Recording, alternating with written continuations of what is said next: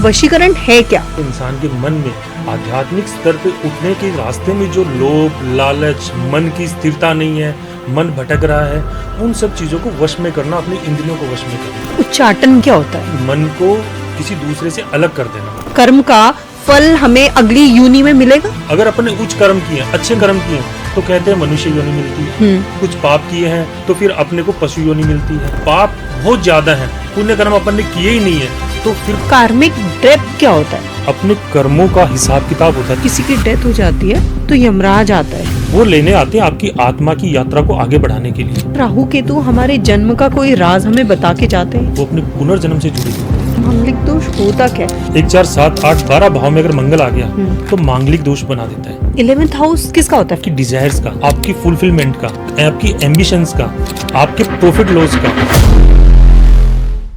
नमस्कार, एक बार फिर से स्वागत है आपका हैंडी क्रंच पॉडकास्ट में। मैं हूं अंजलि और आज हम एक ऐसे विषय पे बात करने वाले हैं जो शायद आप लोगों ने कई बार सुना होगा और कई सारे लोग जानते होंगे, उनको पता होगा, मगर वो इस बारे में बातचीत करने से कई बार घबराते होंगे।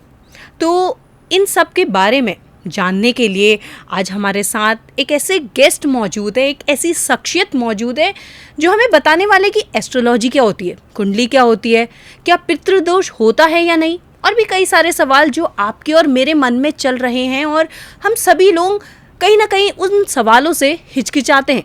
तो चलिए मिलवाते हैं आज के हमारे गेस्ट से, और आज के हमारे गेस्ट हैं पंडित नवीन जी। तो बहुत बहुत स्वागत है सर आपका। धन्यवाद मैडम। कैसे हैं आप? जी बढ़िया। तो चलिए शुरू करते हैं आज की बातचीत में, और कई सारे अपने सवाल लेते हैं जो शायद सवाल लोगों के मन में चलते हैं मगर वो पूछने से डरते हैं। कई बार हमने ना कई बार ये सुना है कि जो वशीकरण है ये होता है, और सोशल मीडिया में भी आजकल बहुत चलता है। तो आपके अनुसार वशीकरण है क्या, कैसे कैसे काम करता है? मैम, वशीकरण देखो, आज के टाइम पे अगर देखा जाए तो इसका पूरा रूप ही चेंज कर दिया है। हाँ, वशीकरण स्टार्ट हुआ था तंत्र से। तंत्र क्या है? तंत्र को भी आजकल लोगों ने गलत तरीके से जोड़ दिया, तांत्रिक क्रियाओं के साथ में जोड़ दिया। तंत्र बेसिकली होता क्या है? जो अपनी स्पिरिचुअलिटी, जो एक जर्नी है, जो एक आध्यात्मिक जर्नी है, जिसमें अपने आध्यात्मिक ऊर्जा को, कुंडलिनी जिसे कहते हैं, उसको अपन जागृत करके, इसका मेन एम यही था कि अपने को किसी भी तरीके से आध्यात्मिक स्तर पे ऊपर उठना है और अपने को मोक्ष की तरफ जाना है। तो तंत्र साधना का ये पार्ट है। अब तंत्र साधना को अलग लोगों ने जैसे अलग उसको एक पूरा रूप ही चेंज कर दिया।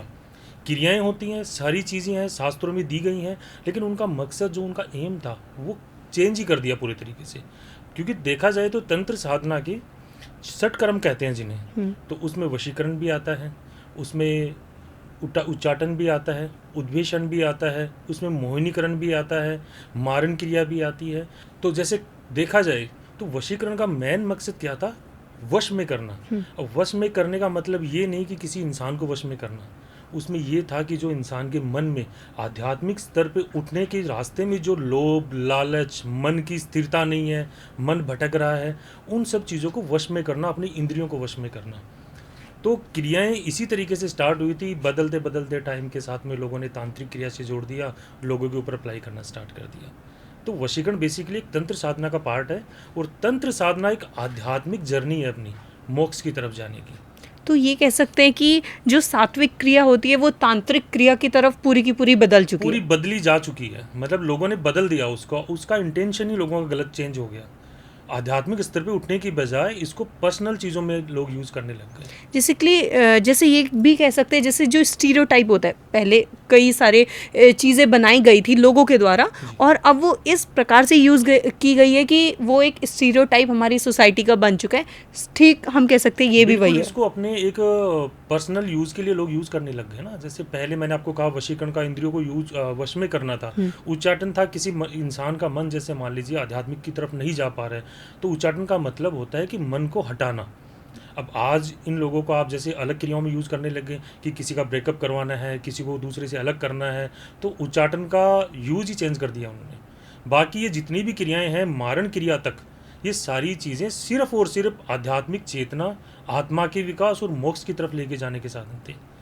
आपने अभी उच्चाटन बोला, ये क्या होता है? उच्चाटन यानी कि मन को किसी दूसरे से अलग कर देना, डाइवर्ट कर देना। अब उच्चाटन का यूज़ ये था तंत्र साधना में कि अपना जो मन भटक रहा है, जैसे मन किसी और तरफ जा रहा है, आध्यात्मिकता की तरफ नहीं जा पा रहा, तो उसको अपने को मन को भटकाने की, अपने मन में जो भी क्रोध है, लालसा है, लालच है, इन सब चीज़ों से मन को अलग करके सिर्फ एक चीज़ पे फोकस करना और आध्यात्मिकता में फोकस करना।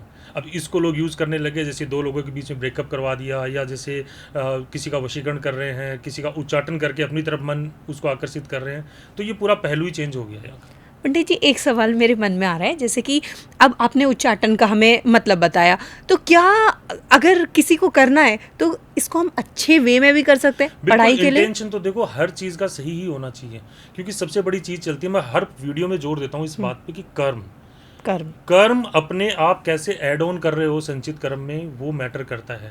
आपकी लाइफ कैसे होने वाली है, आपका अगला जन्म कैसे होने वाला है, किस योनि में आप जाने वाले हो, ये सब डिसाइड करेगा अपना कर्म। आज आप तांत्रिक क्रिया करके, कोई भी नेगेटिव काम करके किसी के साथ में अगर कुछ काम ये कर रहे हो, तो ये एक गलत काम तो आप ऐड कर ही रहे हो ना अपने संचित कर्म में। कहते कि अगर हम इस दुनिया में आए हैं तो यही सारे कर्मों का फल हमें मिलेगा। बिल्कुल। तो और ये भी बोला जाता है कि इस कर्म में या फिर इस यूनि में जब आए हैं सब कुछ यही होगा, इसका चाहे हमने कुछ अच्छा कर रखा है, बुरा कर रखा है, उसका सबका रिजल्ट यही है। तो क्या इस कर्म का फल हमें अगली यूनि में मिलेगा? डेफिनेटली अपने को अपनी योनि मिलेगी ही। डिसाइड कैसे होगी? वो अपने कर्मों के हिसाब से डिसाइड होगी। अगर अपने उच्च कर्म किए हैं, अच्छे कर्म किए हैं, तो कहते हैं मनुष्य योनि मिलती है। उसके बाद में अगर देखा जाए तो अपन ने थोड़े से उससे मान लीजिए कुछ पाप किए हैं, कुछ पुण्य किए हैं, तो फिर अपने को पशु योनि मिलती है। और अगर मान ली अपने पाप बहुत ज़्यादा हैं, पुण्य कर्म अपन ने किए ही नहीं है, तो फिर पेड़ पौधे के रूप में अपने को जन्म मिलता है। तो ये योनि हमारे कर्मों के हिसाब से देखो, जो 64 लाख योनियों का जिक्र किया गया है ना, गरुड़ पुराण में कहा गया है कि इनको प्राणियों को भी 4 भागों में बांटा गया है। और वो कौन कौन से? जैसे एक तो माँ के पेट से, गर्भ से जन्म लेता है, एक अंडे से बनता है, समझ लो, एक खुद के केमिकल रिएक्शन से या खुद के पसीने से मिलता है, एक अंकुरित बीज से बनता है। तो 4 कैटेगरीज में इनको डिवाइड किया गया है। अब आप आगे चल के देखोगे तो योनि किस तरीके की आपको मिलेगी, इसको 2 पार्ट में कैटेगरी बताई गई है पुराणों में। एक होता है भोग योनि, एक होता है कर्म योनि। तो अब इसको भी डिवाइड करके देखेंगे तो पूरी 64 लाख योनियों का कैटेगराइजेशन जो किया गया है इन्हीं 2 बेसिस पे है, भोगने आए हो या कर्म करने आए हो। इसके बारे में थोड़ा सा बताइए। इसके बारे में डिटेल से बताता हूँ। मनुष्य एक ऐसा प्राणी है धरती के ऊपर जो कर्म करने के साथ साथ सोच सकता है, विचार कर सकता है। वो अपने आप में सोच सकता है कि मैं अच्छे कर्म करूं या बुरे कर्म करूं। कहा, ज्योतिष में कहा गया है कि ऊपर वाले ने आपको जन्म दे दिया, लेकिन आप कर्म करने के लिए स्वतंत्र हो कि कैसे कर्म आपको करने हैं। तो कर्म योनि में मनुष्य जीवन मिलता है जिसमें अपन सोच सकते हैं। भोग योनि में पशु जीवन मिलता है या पेड़ पौधे मिलते हैं। तो वो सिर्फ भोगने के लिए आते हैं। उन्होंने जो बुरे कर्म किए हैं उनको भोगना है इस जन्म में। आपने देखा होगा कि जो पेड़ पौधे हैं, जो बीज हैं, फल हैं, उनको पशु खाते हैं, यानी कि पशु के लिए वो भोगने आए, तो पशु उनका भोग करता है। इंसान है तो बीज है, फल है, फूल है, अन्न जो भी खाते हैं आप, सब्जी वगैरह जो भी खाना खाते हो वो आप भोग रहे हो, तो आप कर्म योनि में उसको भोगते हो। तो ये 2 कैटेगराइजेशन मेन रूप से बताया गया है। जो कर्म योनि है और भोग योनि है वो डिसाइड होगा आपके कर्मों के आधार पर, कैसे कर्म आपने किए। और ये बोला जाता है कि जो कर्म मनुष्य योनि होती है सबसे अच्छी योनि, सबसे अच्छी, सबसे उत्तम कार्य करने के बाद में 64 लाख योनियों में मनुष्य जीवन मिलता है। और जब मनुष्य जीवन मिलता है तो इसका भी एक रीज़न है। जब एक बच्चा माँ के गर्भ में आता है तो वो नरक भोगता है। आप खुद सपोज कीजिए, आप पानी में 2 सेकंड के लिए जिंदा नहीं रह सकते। आप पेट के अंदर बच्चा सांस नहीं ले रहा है, देख नहीं रहा है, ना उसके बॉडी में पानी जा रहा है, सिर्फ एक जो कहते हैं एक जुड़ाव रहता है, सिर्फ एक जिसे नाल कहते हैं अपन, या उसको जिसे जुड़ा रहता है माँ के पेट से, उसी से भोजन, पानी, हवा सब वो उसी से लेता है। उस कहते हैं, शास्त्रों में कहा गया है कि वो एक समय ऐसा होता है कि वो भगवान से, ब्रह्मांड से सीधा जुड़ा रहता है, उसका सीधा जुड़ाव रहता है। वहाँ पे वो भगवान से रात दिन यही प्रार्थना करता है कि मुझे इस नरक से बाहर निकालो, मैंने जितने भी बुरे कर्म किए हैं उसके लिए मुझे माफ़ करो और मुझे बाहर निकालो, और मैं आगे जीवन में अच्छे कर्म ही करूँगा, अच्छे कर्मों को ही बढ़ाऊँगा। लेकिन जैसे ही उसका जन्म होता है, कलयुग आता है, मोह माया में फंस जाता है, फिर वही वो कर्म करने लगता है, अच्छे कर्म करने लगता है, बुरे कर्म करने लगता है। तो फिर वो उसके संचित कर्म ऐड ऑन होते रहते हैं। जब तक ये कर्मों का बैलेंस नहीं होगा आपका जीवन ऐसे ही चलता रहेगा। एक सवाल और है, जैसे कुंडली में ये लिख करके आता है कि कुंडली में बिल्कुल पता लग जाता है, क्योंकि जो कर्म आप कर रहे हो ना, उसी के अकॉर्डिंग अगले जन्म में आपको ग्रह नक्षत्रों की पोजीशन मिलेगी। आपकी कुंडली में ग्रह नक्षत्र किस पोजीशन पे आपको मिल रहे हैं वो आपके कर्मों के आधार पे है। वो आपके जीवन का एक ब्लूप्रिंट हो गया। वो आपको बताएगा कि आपके जीवन में ये सारी चीज़ें आपको भोगनी है, आपके जीवन में ये इवेंट्स होने हैं। अब वो कब होने हैं, कैसे होने हैं, इसके बारे में अपन ने पहले भी डिस्कस किया है कि वो दशा, अंतरदशा, प्रत्यंतर दशा, ग्रहों के ट्रांजिट, उनसे वो इवेंट कौन सी कुंडली में योग बन रहे हैं, वो इवेंट क्रिएट तब होंगे। लेकिन इससे एक ब्लूप्रिंट मिल गया कि अपने को लाइफ में जो जो चीज़ें हैं वो होनी है, डेफिनेटली होनी है। कब होनी है वो ग्रह नक्षत्रों की दशा, अंतरदशा वगैरह बताएगी। अगर मान लेते हैं, ये वाला सवाल ले लेते हैं सर, कि जैसे कि अगर किसी को आईएएस ऑफिसर बनना है या फिर किसी को जर्नलिस्ट बनना है, कुछ भी जो जिसका सपना है, तो क्या ये भी लिख करके आता है? बिल्कुल, ग्रहों के बेसिस पे आप ये देख सकते हो कि ये इंसान किस फील्ड में जाएगा, आगे चल के क्या इसने करने हैं। अगर ग्रह नक्षत्र बदलते रहते हैं, जैसे जैसे राहु केतु की दशा आती है, तो क्या उसका जो करियर है या फिर जो वो सोच रहा है कि पहले वो सोच रहा था चलो मैं आईएएस बन जाऊंगा या फिर मैं आर्मी ऑफिसर बन जाऊंगा, क्या वो शिफ्ट होता है? और वो भी सिर्फ और सिर्फ ग्रह नक्षत्र की वजह से? शिफ्ट नहीं, देखो क्या होता है कि ग्रह नक्षत्र आपके ऊपर पूरा इन्फ्लुएंस रखते हैं। आपको कर्म क्या करना है ये आपका कर्म भाव बताएगा। आपके कर्म भाव यानी कि दशम भाव को कर्म भाव कहते हैं कुंडली के, वहाँ से आपको पता लगेगा आपको कर्म क्या करने हैं। पिछले जन्म में आपने पुण्य कर्म किए हैं, उसके कर्मों का फल है वो आपको पंचम भाव से देखने को मिलता है।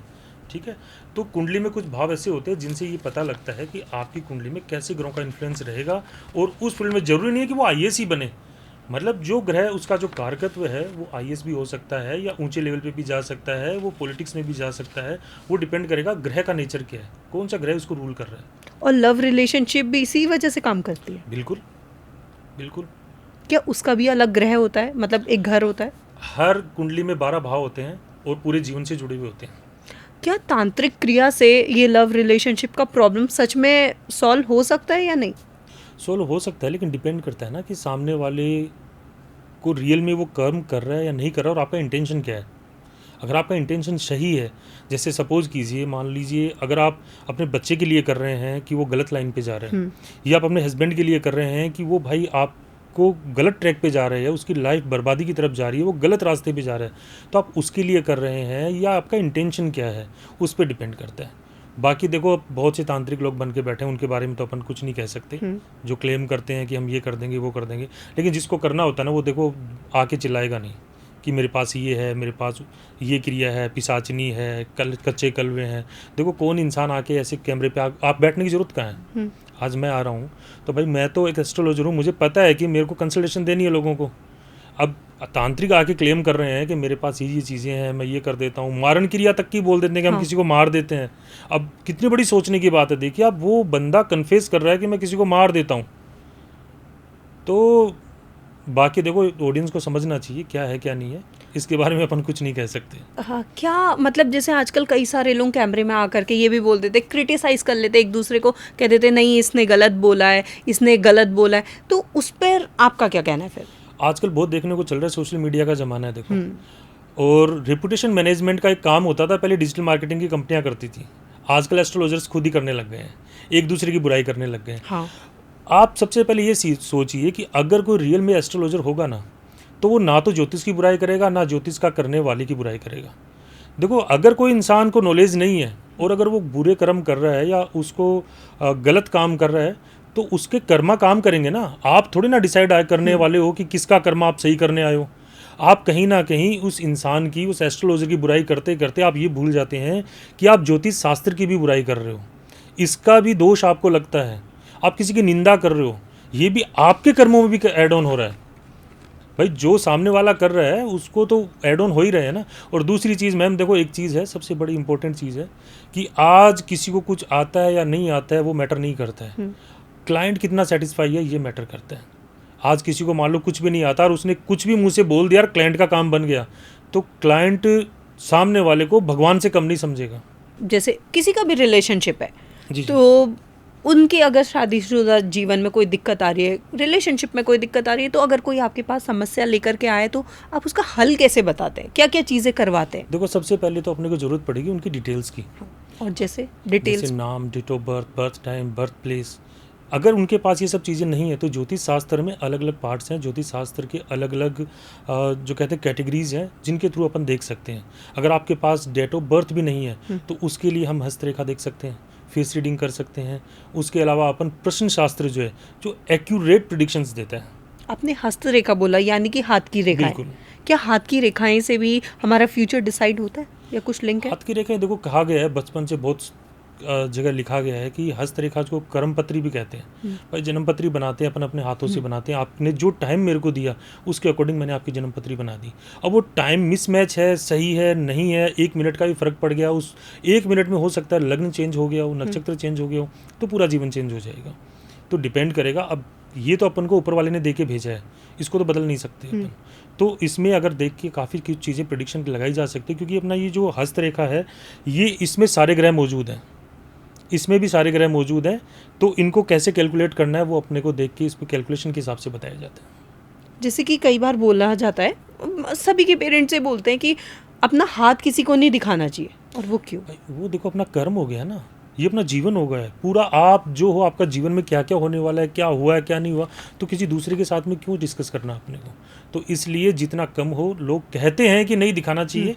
अगर आपको कुछ जानना है या आपके पास डिटेल्स वगैरह नहीं है तो इसके अलावा भी और भी तरीके हैं। जैसे मैंने बताया प्रश्न शास्त्र है, बहुत एक्यूरेट प्रेडिक्शंस मिलती हैं प्रश्न शास्त्र में। जिस टाइम पे आप क्वेरी करते हो उस टाइम के अकॉर्डिंग, और ये काफ़ी हद तक सही जाती है। आज हमें इतने साल हो गए काम करते हुए, तो काफ़ी 90% प्रेडिक्शंस एक्यूरेट जाती है। पंडित जी, जैसे अगर मुझे अपना हाथ दिखाना है किसी को, वो ज़्यादा एक्यूरेट रहेगी या फिर मेरी कुंडली? देखो, एज एन एस्ट्रोलॉजर मैं अपने तरीका बता सकता हूँ। हम दोनों चीज़ें प्रीफर करते हैं, दोनों चीज़ों से मैच करते हैं। हम कुंडली भी बना के देखते हैं, कुंडली को साथ में फिर प्रश्न कुंडली के साथ में भी लगा के देखते हैं। जितना एक्यूरेसी हम निकाल के दे सके ना सामने वाले को, उतना हम कोशिश करते हैं। बाकी लोग होते हैं लग्न कुंडली देखा, सिर्फ लग्न कुंडली के हिसाब से देख के बता दिया। एक कुंडली को भी आप इतने तरीके से देखी जा सकती है कि उसमें 2 घंटे भी कम पड़ जाए अगर डीप में जाना चाहें तो। पंडित जी, कार्मिक डेप्थ क्या होता है? कार्मिक डेप्थ देखो, अपने कर्मों का हिसाब किताब होता है देखा जाए तो। सामने वाले के सामने अपना कैसा क्या अनुबंध रहा है, क्या अपना हिसाब किताब रहा है, क्या अपने रिलेशन रहे हैं, कर्मों के हिसाब से वो कार्मिक डेट उसको बोला जाता है जो अपने ऋणानुबंध रहते हैं। कि सामने वाले के साथ में अपना क्या पिछले जन्म में क्या कुछ बाकी रह गया, कैसी अपनी जर्नी रही थी, किन किन कर्मों का अपना हिसाब बाकी है, क्या अधूरे हैं, क्या पूरे हुए थे प्रोमिसेस, वो उनको एक कार्मिक डेप्ट यानी कि ऋणानुबंध के रूप में देखा जाता है, जो हर जन्म इंसान की लाइफ में चलता है। यहाँ तक कि आपको ये सब डिसाइड होता है पहले से कि जब एक आत्मा शरीर छोड़ के जाती है तो वहीं पे ये सारी चीज़ें डिसाइड हो जाती है कि आपके जीवन में किन किन लोगों के साथ में आपके जो ऋण बाकी रहे हैं, कर्ज बाकी रहा है, कैसे संबंध आपके रहे हैं, और कैसे जन्म में आपको माँ बाप के रूप में, पति पत्नी के रूप में या भाई बहन के रूप में आपको किसके साथ क्या रिलेशन बनेगा, ये पहले से फिक्स होता है। पहले से कहते हैं कि गरुड़ पुराण में कहा गया है कि आत्मा एक कॉन्ट्रैक्ट साइन करके आती है, एक कॉन्ट्रैक्ट, एक सोल के साथ कॉन्ट्रैक्ट साइन करके आती है कि जीवन में, अपने जीवन की यात्रा में जो कुछ चीज़ें ऋण बाकी रह गए थे वो इस जन्म में अपने को पूरे करने हैं। ऋण जो आपने बोला, ये क्या होता है? ऋण यानी कि कर्ज। आपने किसी को प्यार दिया, गुस्सा दिया, आपने कर्ज दिया, लिया, जो भी आपका लेन देन होता है, सीधे शब्दों में समझा जाए तो इंसान का जो लेन देन होता है वो डेप्ट होता है। जो बाकी रह गया उसका हिसाब बाकी रह गया। आपसे मैंने 500 लिए, मैंने आपको दिए नहीं, ये भी एक तरीका का ऋण है। वो भी अपने को किसी ना किसी रूप में आके अपने को चुकाना पड़ेगा। चुकाना हर चीज़ का हिसाब पड़ेगा। गरुड़ पुराण कहता है कि इस जीवन में जो भी आप कर्म कर रहे हो, चुकाना हर चीज़ को पड़ेगा, चाहे वो अच्छे कर्म है चाहे बुरे कर्म है, जो भी आपका बाकी रह गया उसको चुकाने के लिए आपको वापस आना पड़ेगा। और ये हिसाब जो है ये इस जन्म में पूरा नहीं हो सकता? नहीं, ऐसा नहीं है। अगर बाकी कुछ रह गया हो और जब तक हिसाब बाकी रहेगा तब तक आपको फिर जन्म लेना पड़ेगा, किसी भी योनि में हो जाए, फिर आपका जीवन चलेगा। फिर आप जीवन में एक आपकी जो मृत्यु निश्चित है। देखो, जीवन में जब एक आत्मा आती है, धरती पे दूसरा शरीर धारण करती है, तो सबसे पहली चीज़, 4 चीज़ें अटल हैं जो विधाता ने लिखी है। आपके जन्म का समय, उसको बदल नहीं सकते आप। आपकी मृत्यु का समय, वो आप बदल नहीं सकते हो। आपको मिलने वाले माँ बाप, ये भी आप बदल नहीं सकते हो। ये फिक्स होता है कि कौन आपके माँ बाप बनेंगे। और एक आपका सोलमेट यानी कि आपकी जिससे शादी होती है, ये 4 रिश्ते ऐसे हैं जिनको कोई बदल नहीं सकता, ये पहले से तय होते हैं। आपको नीचे जाके किसके साथ कौन सा ऋण चुकाना है, कौन से आपके कार्मिक डेप्ट बाकी रह गए हैं उनको कंप्लीट करना है। अगर मेरे कोई जो कार्मिक डेप्थ है वो बाकी रह गए हैं तो वो ज़रूरी है मैं मनुष्य योनि में ही आऊँ? वो देखो अपने कर्मों के ऊपर डिसाइड करेगा, अपने कर्मों पे डिसाइड करेगा कि अब मैंने कहा ना कर्म योनि और भोग योनि, आपको चुकाना तो वो पड़ेगा। हो सकता है आप कर्म करके चुका रहे हो या आप भोग बन के चुका रहे हो, आप जानवर बन के मेरा डेप्ट चुका रहे हो या मैं आपका मनुष्य बन के डेप्ट चुका रहा हूँ, ये अपने कर्मों पे डिसाइड होगा। पंडित जी, जैसे आपने अभी बताया कि लाइफ पार्टनर हमारा फिक्स है, तो कुंडली क्यों मिलाई जाती फिर? मैम देखो, लाइफ पार्टनर अपने को मिल गया कि जो अपने ऋणानुबंध जिसके साथ बने हैं, जिसके साथ अपना हिसाब किताब बाकी रहा है, वो अपने को लाइफ पार्टनर के रूप में मिल गया और वही मिलना है जो ऊपर से फिक्स कर दिया। अब अपने को कुंडली मिला के देखो, कुंडली मिलाने का फ़ायदा इसलिए देखा जाता है क्योंकि अपन अब जीवन तो आपको पार्टनर तो मिल गया, जीवन उसको साथ, ये जो जीवन की यात्रा है इसको जर्नी को लेके कैसे चलना है। कुंडली मिलाने से आपको पार्टनर का आचार विचार व्यवहार क्या कुछ है, क्या कुछ आपकी लाइफ में इसके साथ होने वाला है, इनके कैसे आचार विचार है, कैसा इनका व्यवहार है, वो आप समझ जाते हो। तो वो आप समझ के अगर आप देखो, आपको पता है कहीं आप निकले हो, किसी जर्नी पे निकले हो और आपको रूट का पता है कि यार रास्ते में कौन कौन से रूट आएंगे, कहाँ से मेरे को कैसे ट्रेन चेंज करनी है, कैसे बस चेंज करनी है, तो आपके लिए वो रास्ता ईजी हो जाएगा। अगर आप पार्टनर के बारे में जानते ही नहीं हो, कुछ आपको पता ही नहीं है, तो आपकी लाइफ में ना आप कुछ अच्छा कर पाएंगे, जो चल रहा है उसको भोगते ही रहने हैं। और कहते हैं कि फिर जब तक आपको पार्टनर के बारे में नहीं पता है, तो कुंडली का मेन एम जो है वो यही है कि कुंडली मिलाने से आपको ये पता लग जाएगा कि आपको सोलमेट जो मिली है इसके साथ अपने जर्नी को बढ़ाना आगे कैसे है। तो ये एक नेविगेशन का काम करता है आपका। तो क्या ये फ़ायदेमंद है? बिल्कुल फ़ायदेमंद है भाई। आपको पता है कि आपके ग्रह नक्षत्रों के हिसाब से कि अभी इस टाइम पे आपने देखा होगा ना, शादी के बाद में काफ़ी आजकल तो बहुत आम बात हो गई है। हाँ। ऐसे ऐसे केसेस आते हैं हमारे पास में, लव मैरिज के लिए लोग जाते हैं, समाज से लड़ते हैं, परिवार से लड़ते हैं, 1 महीने भी शादी नहीं टिकती, 1 महीने बाद में कहते हैं कि हमें तो दूसरा पार्टनर चाहिए। तो इसका रीज़न ये है ना, उनको पता ही नहीं होता, क्लैशेस बढ़ने लगते हैं दोनों के। अगर आपको पता होगा कि यार मेरे, आपने जैसे कंसल्ट किया, मैंने आपको गाइड कर दिया कि यार आपकी कुंडली में 1 साल बाद में ऐसा योग आने वाला है या अभी एट प्रेजेंट ऐसी दशा चल रही है, तो आपको थोड़ा सा इसके अकॉर्डिंग आपको चलना है, अपने आप को इसके अकॉर्डिंग लेके चलना है, तो आप उस पार्ट से बच जाते हैं। जो इंसिडेंट होने वाले हैं उससे आपका थोड़ा सा बचाव हो जाता है। तो आप कैसे उपाय बताते हैं? उपाय बिल्कुल वैदिक एस्ट्रोलॉजी के और प्लैनेटरी पोजीशंस के हिसाब से, कौन से प्लैनेट्स आपके मेलिफिक हैं, कौन से डेबिलिटेटेड हैं, क्या आपकी दशा चल रही है, उसके अकॉर्डिंग आपको उपाय बताए जाते हैं। और ऐसे उपाय होते हैं जो बिल्कुल ईजी होते हैं और इफेक्टिव होते हैं। तो क्या कम्युनिकेशन भी, जो बोलते हैं कि अगर कोई रिलेशनशिप में दिक्कत आ रही है तो कम्युनिकेशन करो, आजकल बहुत सुना है जेनजी से, तो क्या कम्युनिकेशन का कोई ताल्लुक है रिश्ते को अच्छा और मजबूत बनाने के लिए?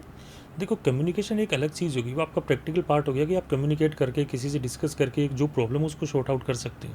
लेकिन प्लैनेटरी पोजीशंस क्या चल रही है, आप देखो, आप शॉर्ट आउट तो तभी करोगे ना जब आपके माइंड में तभी आएगी वो बात, जब आपके प्लैनेटरी पोजीशंस आपको अलाउ कर रही है कि आपको ये चीज़ करनी है। तो आप जाओगे पार्टनर के पास में, आप उसके साथ में डिस्कस करोगे, आप उसके साथ कम्युनिकेट करोगे, आप अपोलोजाइज करोगे। लेकिन अगर आपको मान लो ऐसे प्लैनेट की आपकी इफेक्ट इन्फ्लुएंस चल रहा है, दशा मान लो या किसी भी ट्रांजिट मान लो, और बेसिकली दशा महादशा प्रत्यंतर दशा का ही सबसे ज़्यादा इफेक्ट रहता है इवेंट्स में। अगर आपको मान लो जैसे किसी मंगल की चल रही है, गुरु की चल रही है, और मेलिफिक कंडीशन चल रही है, तो आप जाओगे नहीं ना, आपके मन में यही विचार आएंगे कि मैं क्यों जाऊँ, मैं क्यों बात करूँ पहले। क्या कई बार ऐसा व्यक्ति को लगता है कि हम इसको जानते हैं, कुछ ऐसा? देखो क्या होता है कि जब मैंने जैसे आपको बताया, गरुड़ पुराण में कहा गया है कि जब एक आत्मा शरीर छोड़ के जाती है ना, तो वो जैसे ही यमलोक में पहुंचती है तो वहीं से उसकी सारी चीज़ें फिक्स होने लगती हैं। अब उसमें 3 संस्कार गरुड़ पुराण में बताए गए हैं। 3 संस्कार क्या होते हैं, जैसे आपने देखा होगा कई जगह पे आप जाते हो, आपको लगता है कि यार ये जगह मैंने शायद पहले कहीं देखी हुई है। किसी इंसान को देखते हो, आपको देखते ही लगता है कि आप पहली बार देखते हो, यार इसको मैं जानता हूँ, शायद पहले कहीं मिला हुआ होगा। आप कुछ कार्य ऐसा करते हैं जिसमें आपको लगता है कि यार ये कार्य तो मैं पहले कर चुका हूँ।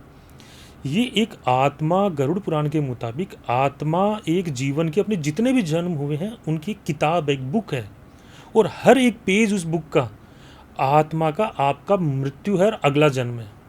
एक जैसी एक पेज आपने ले लिया, वो आपकी मृत्यु या जन्म का पेज है, वो कंप्लीट हुआ। अगला जब पेज आएगा वो आपके अगले जन्म का कहानी बताएगा। अब कुछ चीज़ें आपकी अधूरी रह जाती हैं, कुछ चीज़ें, ये जो 3 संस्कार बताए गए हैं, स्थान संस्कार है, जहाँ आपको लगता है यार किसी स्थान पे कि ये स्थान मेरा देखा हुआ है, आपको पहले से ही पता रहता है कि यार इस रास्ते पे आगे चल के अपने को लेफ्ट लेना है, तो कहीं ना कहीं किसी ना किसी जन्म में आप उस स्थान पे रह चुके होते हैं। वो अनुभव अपन नहीं कर सकती, वो आत्मा कर सकती, क्योंकि आत्मा के अंदर चेतना के रूप में, एनर्जी के रूप में वो सारी चीज़ें मौजूद है। शरीर तो जला दिया मरने के बाद में, लेकिन आत्मा तो अजर अमर है ना, वो तो सिर्फ एक बॉडी चेंज करती है, किस योनि में जाना है, शरीर चेंज करती है, तो उसको उस चीज़ का अनुभव रहता है। तो ये काफ़ी बार होता है अपने को, और काफ़ी लोगों के साथ में होता है। तो अगर अपने किसी पार्टनर को देख के भी अपने को कई बार लगता है, किसी को देख के प्यार आता है बहुत ज़्यादा, किसी को देख के बहुत अननेसेसरी, मतलब अपने को उससे नफरत होती है कि यार ये, जबकि उसको जानते नहीं है, तो कहीं ना कहीं अपनी मृत्यु के पीछे भी ऐसे इंसान का हाथ होता है जिसके कारण से अपनी मौत हुई है। तो वो आत्मा उस इंसान को पहचानती है, एहसास रहता है उसको, तो अपने को लगता है कि यार अननेसेसरी अपन नफरत होने लगती है उस इंसान से।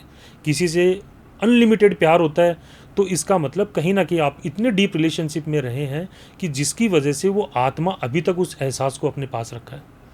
तो पंडित जी, मृत्यु के बाद आत्मा के साथ क्या होता है? देखो, मृत्यु के बाद जैसे ही आत्मा शरीर छोड़ती है, तो एक बुक है वैदिक सनातन धर्म, आचार्य दीपक जी की लिखी, बहुत अच्छी बुक है, बहुत अच्छी चीज़ बताई गई है उसमें लिखा गया है, और गरुड़ पुराण में भी ये जिक्र है कि जब आत्मा शरीर छोड़ के यमलोक जाती है, जब उसको आगे की जर्नी के लिए भेजा जाता है, जर्नी क्यों होगी, क्योंकि उसके काफ़ी कुछ ऋण अधूरे रह गए हैं जो उसको चुकाने हैं, तो वो दोबारा किसी योनि में जन्म लेगी। अब वो योनि में पहुँचेगी कैसे? कहते हैं आत्मा सबसे पहले पहुँचती है चंद्रमा पर, चंद्रमा से वो पहुँचती है बादल में, बादलों में पहुँच के वो पहुँचती है वर्षा जल के रूप में धरती के ऊपर आती है, बूंद के रूप, पानी की बूंद के रूप में, पानी की बूंद के रूप में फिर एक बीज के रूप में वो अंकुरित होता है, फल लगता है, पेड़ लगता है, और वो अन्न इंसान खाता है, तो रज शुक्र यानी कि स्पर्म के जरिए वो एक इंसान के गर्भ में पहुंचता है। तो ये एक आत्मा की एक जर्नी बहुत ही अच्छे सुंदर तरीके से इसमें समझाई गई है। आत्मा इस तरीके से अपनी योनि में गर्भ में आती है, फिर दूसरा शरीर धारण करती है, और योनि कौन सी मिलेगी ये मैंने आपको पहले ही बताया है कि वो उसके कर्म डिसाइड करेंगे। अच्छे कर्म है तो उच्च कोटि की योनि मिलेगी, उच्च कोटि यानी कि मनुष्य जीवन। अगर उसके पाप किए हैं उसने, देखो इंसान और मनुष्य में फ़र्क क्या है, इंसान समझ सकता है, आप किसी के साथ गलत करके आप एहसास कर सकते हो यार मैंने ये गलत किया, मुझे इसको सुधारना है। जानवर को नहीं पता होता। कई लोग सवाल करते हैं ना कि यार अगर ऐसा होता है कि नॉनवेज नहीं खाना चाहिए, तो फिर भगवान ने अपने को पैदा ही क्यों किया? फिर जानवर भी तो खाते हैं, वो भी तो एक योनि है, अपने में से किसी ने उसमें रूप धारण किया मनुष्य का किसी जानवर के रूप में। तो उसका फ़र्क ये है ना, वो भोगने आया है, भोग योनि में गया है। अब उसको नहीं समझ में ना कि वो क्या सही कर रहा है क्या गलत कर रहा है, उसको थोड़ी पता है क्या पाप कर रहा है क्या पुण्य कर रहा है, तो वो भोग योनि को भोग रहा है। अपन तो मनुष्य योनि में है ना, बहुत उत्तम कैटेगरी में आए हैं, अपन उच्च कोटि के में आए हैं, तो अपन सोच सकते हैं। तो अपन जानबूझ के अगर कोई गलत काम करेंगे तो उसको भोगना पड़ेगा। एक और सवाल पंडित जी, जैसे कि ये बोलते हैं कि जब किसी की डेथ हो जाती है तो यमराज आता है लेने के लिए, बिल्कुल, तो ये कितना सही है? देखो यमराज कहानियों में पूरा लिखा हुआ है, पुराणों में भी लिखा हुआ है कि यमराज बेसिकली शनिदेव के पुत्र माने जाते हैं, ठीक है।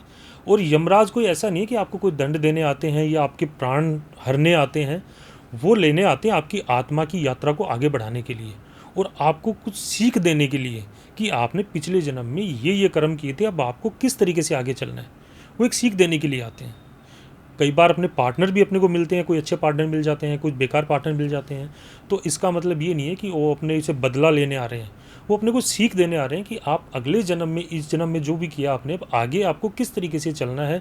कुछ पार्टनर अपने को बदलने आते हैं, कुछ पार्टनर अपने को सिखाने आते हैं।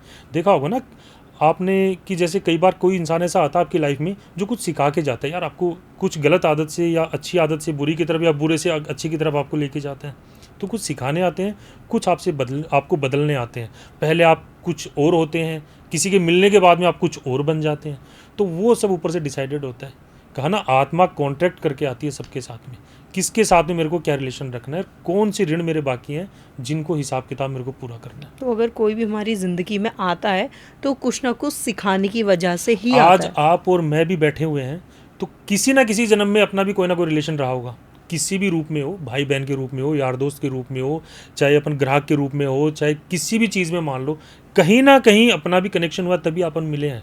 वरना इतने 150 अरब की आबादी से भी ज़्यादा आबादी है आज के टाइम पे, अपन दोनों ही क्यों मिले हैं। आज इनसे मिला हूँ तो हर इंसान का जिससे भी अपन मिलते हैं उनका पहले ना पहले किसी रूप में कनेक्शन होता है। लाल किताब क्या होता है? लाल किताब देखो, कुछ तांत्रिक विधि हैं, कुछ रेमेडीज़ हैं, तो वो वैदिक एस्ट्रोलॉजी से थोड़ा सा अलग है। लाल किताब के उपाय काफ़ी लोग करवाते हैं, हालांकि साथ में ये भी कहा गया है कि लाल किताब के उपाय बेसिकली इंसान को ज़्यादा नहीं करने चाहिए, क्योंकि हमारे गुरु ने भी बताया था, गुरु जी थे, उन्होंने भी वही बताया करते थे, इनकी कहानी भी सुनाते थे वो, कि लाल किताब के उपाय आप करोगे तो आपको हो सकता है कि वो जो आप चीज़ चाहते हैं वो डिज़ायर आपकी फुलफ़िल हो जाए। लेकिन लाल किताब का एक उसूल है कि अगर एक हाथ से दे रहे हो तो एक हाथ से लेगी वो, आपको कुछ पाने के लिए कुछ खोना जरूर पड़ेगा। तो क्या राहु केतु हमारे जन्म का कोई राज हमें बता के जाते हैं या बताते हैं? बिल्कुल, देखो शास्त्रों में लिखा गया है राहु केतु जो है वो अपने पुनर्जन्म से जुड़े हुए होते हैं। शनि का भी रोल रहता है, क्योंकि शनि अपने कर्मों का फल देते हैं अपने कर्म अपन ने कैसे किए थे वो डिसाइड करते हैं शनि। और राहु केतु क्या है कि केतु अपने पिछले जन्म की वो इच्छाएं हैं, वो पार्ट है जो आपका जीवन, आपकी आत्मा तय करके आ चुकी है। राहु आपकी इस जन्म की अधूरी इच्छाएं हैं जो जिनको वो उसको पूरा करने के लिए भेजा गया है। तो Rahu Ketu definitely past life से कनेक्ट करते हैं। बस केतु वो चीज़ें जी के आ चुका है, वो अनुभव लेके आया है, और राहु को वो एक अधूरापन, इसका दूसरा नाम है राहु का, असंतुष्ट जो होता है ना, असंतुष्ट रहता है हमेशा, इंसान को सेटिस्फेक्शन नहीं मिलता, भागता रहता है कि मेरे को ये भी मिल जाए, ये भी मिल जाए। ये उसकी अधूरी इच्छाएं हैं इस जन्म की, जो पूरी करने के लिए बेचैन रहता है कि मेरे को ये चीज़ें पूरी करनी है। आप देखो, राहु जिस भाव में बैठेगा उस भाव से आपका इतना अटैचमेंट करवा देगा कि आपको हर जगह उसी के बारे में सोचते रहना पड़ेगा। अगर राहु आपके बच्चों के भाव में, संतान भाव में है, तो आप देखना उस इंसान को वो हमेशा बच्चों के बारे में सोचता रहेगा, अननेसेसरी चिंता फिक्र करता रहेगा, बच्चों के बारे में क्या करना है, क्या नहीं करना है, बच्चे कहाँ हैं, कैसे हैं।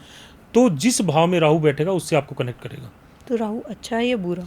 राहु ग्रह कोई भी अच्छा या बुरा नहीं होता। खैर, राहु केतु को ग्रह नहीं है, ये तो एक छाया ग्रह कहा गया है, इनका कोई भौतिक अस्तित्व नहीं है, ये छाया ग्रह हैं। तो राहु केतु डिपेंड करता है हर ग्रह की पोजीशन क्या है। ग्रह कभी खराब नहीं होते हैं, ग्रहों की स्थितियां खराब होती हैं, किस भाव में बैठे हैं, किस पोजीशन में बैठे हैं, किस कंडीशन में बैठे हैं, वो डिपेंड करता है। राहु ने तो बड़े बड़े लोगों को नेता अभिनेता बना दिया, राहु एक्टर भी बना देता है, बहुत बड़ा एक्टर राहु का हाथ होता है। जो समाज में बहुत बड़े ओहदे पे लेके जाता है उसमें राहु का हाथ होता है। जितने बड़े बड़े पॉलिटिशियंस हैं, अगर राहु सूर्य के साथ में उपचय भाव में बैठ गया ना, अगर कुंडली में 3, 6, 10, 11, तो वो आपको पॉलिटिक्स में बहुत बड़ा नेता बना देता है। मंगल और शनि को पंडित जी विशेष रूप में देखा जाता है, क्या वो इतना अहमियत रखते हैं हमारे रिलेशनशिप में या हमारे करियर में? देखो, मंगल और शनि जो है ना, इनको दोनों को थोड़ा सा नेगेटिव लेके चला जाता है, क्योंकि ये सेपरेटिव प्लेनेट है।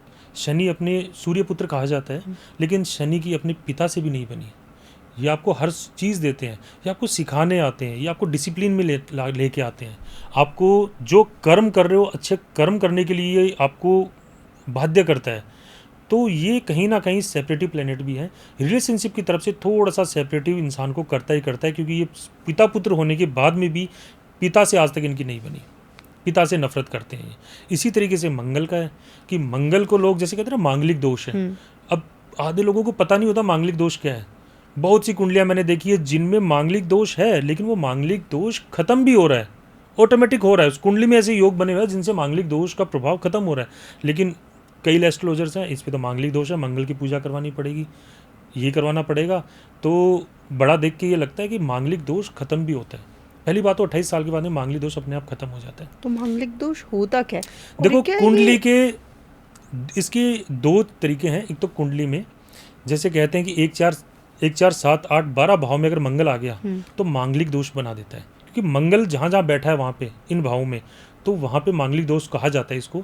इसके अलावा सेकंड भाव को भी कंसिडर करते हैं काफ़ी लोग, और करना भी चाहिए, क्योंकि सेकंड भाव कुंडली का कुटुंब का भाव है, परिवार का भाव है। अब मंगल का वहाँ बैठना, मंगल एक तो क्रूर ग्रह है, अग्रेसिव ग्रह है, दूसरा मंगल एक पाप ग्रह की श्रेणी में आता है। तो तो कहीं ना कहीं अगर आपके कुटुंब भाव में बैठेगा तो क्लेश करवाएगा, आपके माता के भाव में बैठेगा, परिवार के घर के भाव में बैठेगा तो क्लेश करवाएगा, आपके विवाह के जीवन भाव में बैठ गया तो वहाँ पे आपको अग्रेसिवनेस देगा। तो मंगल बेसिकली क्या है, उसके कारकत्व जो जैसे हैं, अब आप अगर विवाह के भाव में बैठा है मंगल और वहाँ पे अगर दोनों पार्टनर अगर अग्रेसिव हैं तो वहाँ पे झगड़ा ही होगा, तो वो शादी ज़्यादा नहीं चल पाएगी।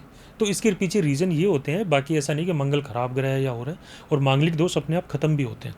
कुछ भाव होते हैं जिनमें मंगल की पोजीशन देखी जाती है कि कौन कौन से भाव में मंगल की क्या पोजीशन है, तो उसके हिसाब से ऑटोमेटिक खत्म भी होते हैं। मंगल और शनि को विशेष रूप में मतलब एक कंसिडर किया जाता है, ये रिलेशनशिप में बहुत इंपॉर्टेंट है, तो इस पर आपका क्या कहना है? देखो, लव मैरिज के लिए तो मंगल बहुत स्ट्रॉन्ग होता है, मंगल का स्ट्रॉन्ग होना बहुत ज़रूरी है। मंगल क्या है? एनर्जी है, पावर है।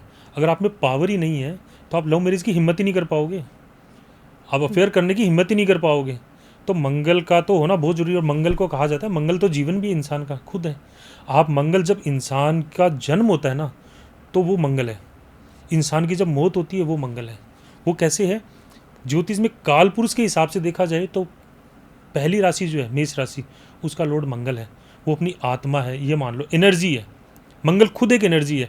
आपकी बॉडी में एनर्जी, आप जिंदा हो, एनर्जी निकल गई, आप मर गए, समझ रहे हो। और ऐसे ही जब 8th हाउस है, जो आयु का भाव है, मृत्यु का भाव है, वो भी मंगल है, उसका स्वामी मंगल है। तो मंगल को विशेष रूप से देखा जाए तो मंगल अपना जीवन है, अपन खुद है, खुद मंगल है, एनर्जी है, पैशन है, मंगल पराक्रम है।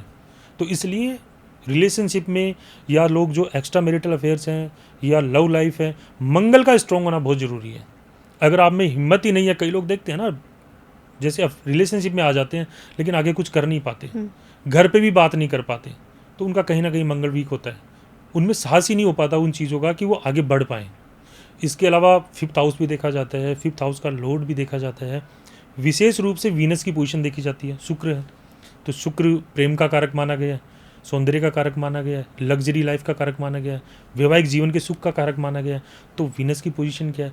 तो ये कुछ कॉम्बिनेशन है, फिर इनको कनेक्ट करना पड़ता है आपके 11th हाउस से, क्योंकि आप 11th हाउस कुंडली का सबसे स्ट्रॉन्ग भाव होता है।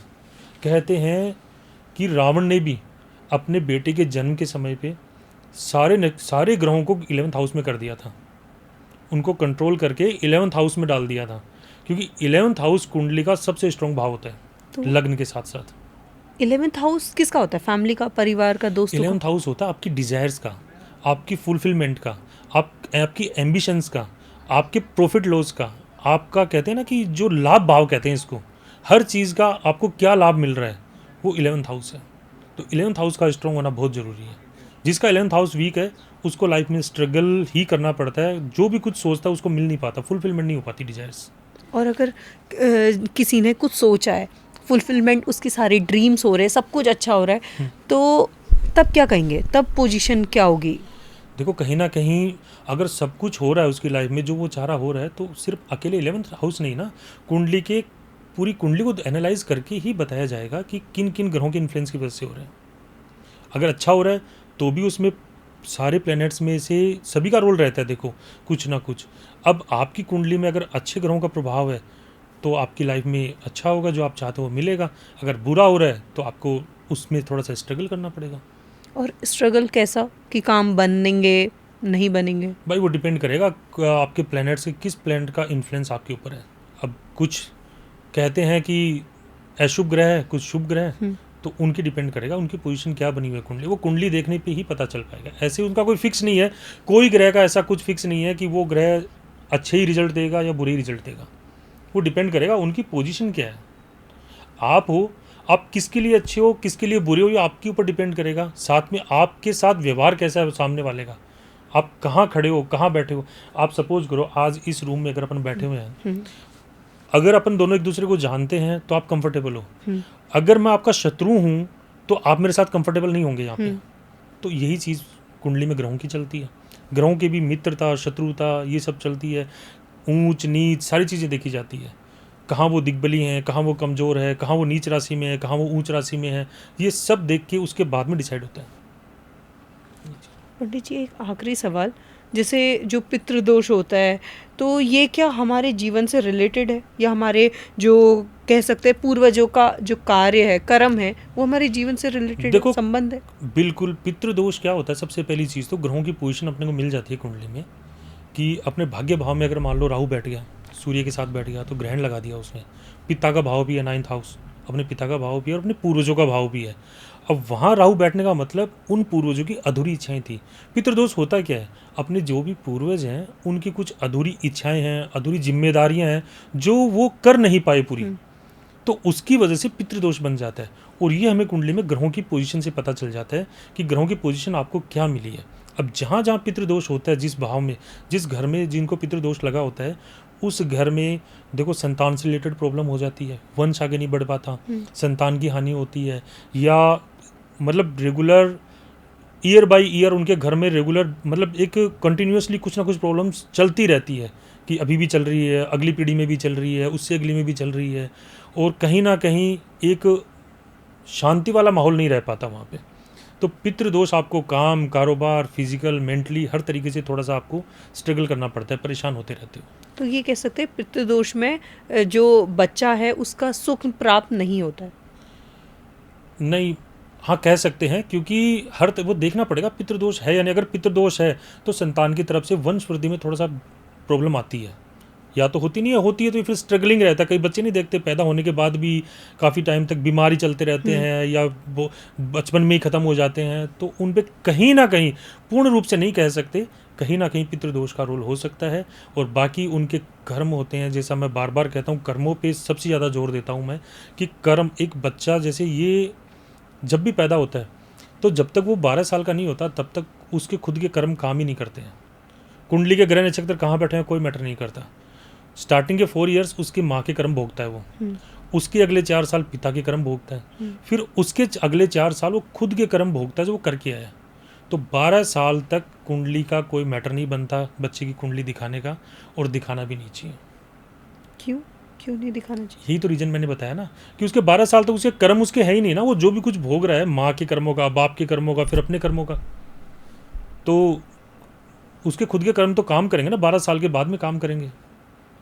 तो इसलिए बाकी देख लेते हैं एस्ट्रोलॉजर्स, पैसे के लालच में, फीस के लालच में, हाँ देख लेते हैं, बता करवा देते हैं। सिर्फ इतना आइडिया लगाया जा सकता है कि बच्चे की कुंडली देख के कि मांगलिक है या नहीं है, या गंडमूल में पैदा हुआ है नहीं है, या इसके बस एक रफली इतना ही देखना चाहिए। बाकी आगे की लाइफ में ये क्या करेगा, क्या पढ़ेगा, क्या लिखेगा, उसका कोई मतलब नहीं है।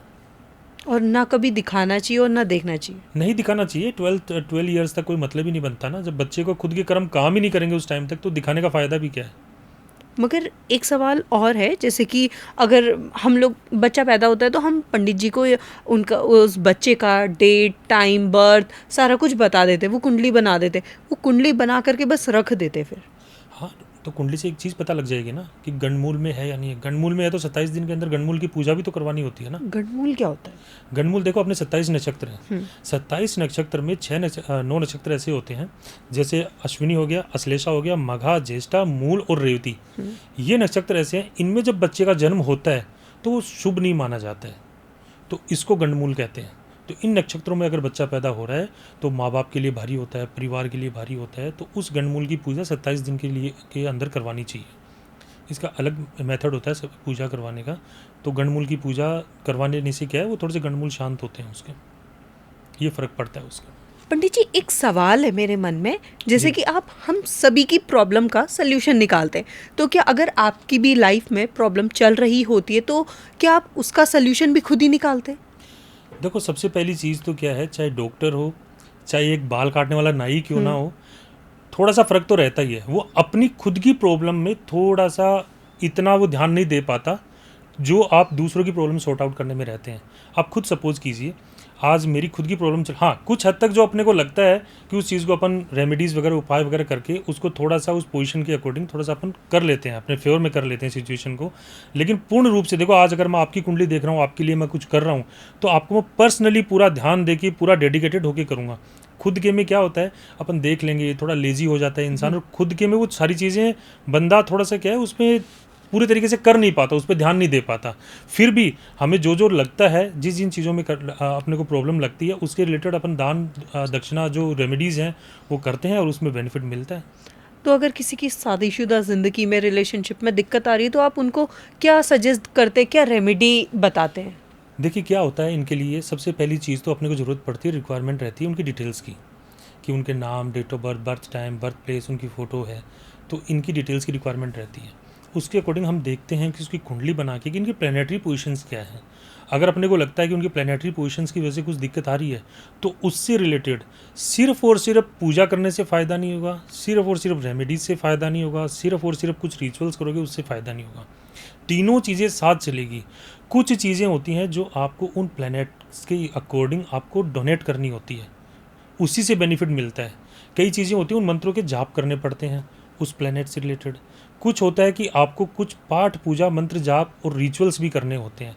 तो वैदिक एस्ट्रोलॉजी के थ्रू ये रिचुअल तीनों चीज़ें हमारी कंबाइंड चलती हैं और उससे डेफिनेटली क्लाइंट को बेनिफिट मिलता है। कोई तांत्रिक विधि का, किसी तरह का ब्लैक मैजिक, काला जादू या जो भी उल्टे सीधे काम चल रहे हैं नेगेटिव एनर्जी के, वो कुछ यूज़ नहीं करते हैं। सिंपल वैदिक एस्ट्रोलॉजी के रिचुअल्स होते हैं जो 100% सेफ होते हैं और इफेक्टिव होते हैं। तो अब लास्ट में पंडित जी एक मैसेज जो आप हमारे दर्शकों को देना चाहते हैं।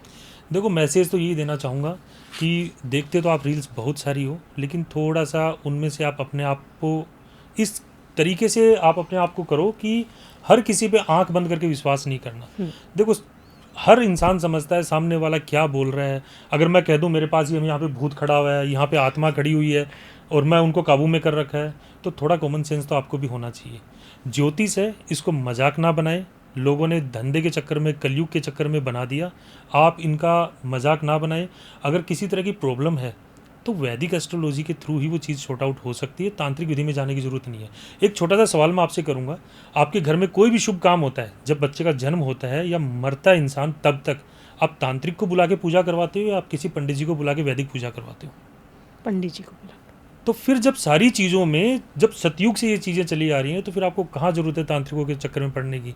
फिर आप भागते फिरते हो कि ये हो गया, इतना ले लिया, हमें डरा दिया, धमका दिया। तो ये तो ऑडियंस की खुद की गलती है ना। ये सब सोशल मीडिया ने एक भ्रम क्रिएट कर दिया। आप देखो ना, सबसे पहले उसकी तह तक जाओ, उससे वीडियो कॉल करो, उससे पर्सनल मिलो क्लाइंट। आप क्या फ़ोन पे जाने के चक्कर में आप किसी को भी, ऐसे तक हो रहा है कि लड़कियां तो पूछो ही मत, सब एस्ट्रोलॉजर बन के बैठी है। तो आप सोचो पहले था क्या उनका परिवार, उनका कम से कम ये तो देखो कि वो उनकी फैमिली में कोई बैकग्राउंड्स में कोई था भी एस्ट्रोलॉजर, या कहाँ से किया है, कहाँ से नहीं किया है। आप सीधे ही कोई भी बैठ गई, उपाय बता रही है उल्टे सीधे, आप देख ही सकते हो, और उनको दनादन फॉलो कर रहे हैं लोग।